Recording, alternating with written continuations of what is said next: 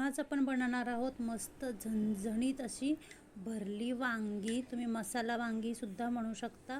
ह्यासाठी मी एकत्र केलेलं आहे खोबरं, लसूण, आलं, कोथिंबीर, कढीपत्ता, काश्मीरी लाल तिखट, शेंगदाण्याचं कूट, मीठ आणि जिरे घालून मी छान असा मसाला एकत्र करून घेतलेला आहे. तो हाताने छान असा मिक्स करून घ्यायचा, म्हणजे त्यात कुठंही तेल घालायची गरज नाही लागत. हे बघा, छान असा हाताने मिक्स केलं. आपल्या मसाल्याला कलर आलेला आहे आणि छान अशी वांगी मी भरून घेतलेली आहे. दाबून वांगी भरायची, त्याची तोंड मिटवायची. मी याचा लॉंग व्हिडिओसुद्धा अपलोड केलेला आहे, तुम्ही रेसिपी बघू शकता लॉंग व्हिडिओमध्ये. आणि आपला मसाला खूप छान झालेला आहे. मी कढई ठेवलेली, त्यात मी फोडणी करून घेते. जिरे, मोहरी आणि छान कढीपत्त्याची फोडणी करून घेतलेली आहे.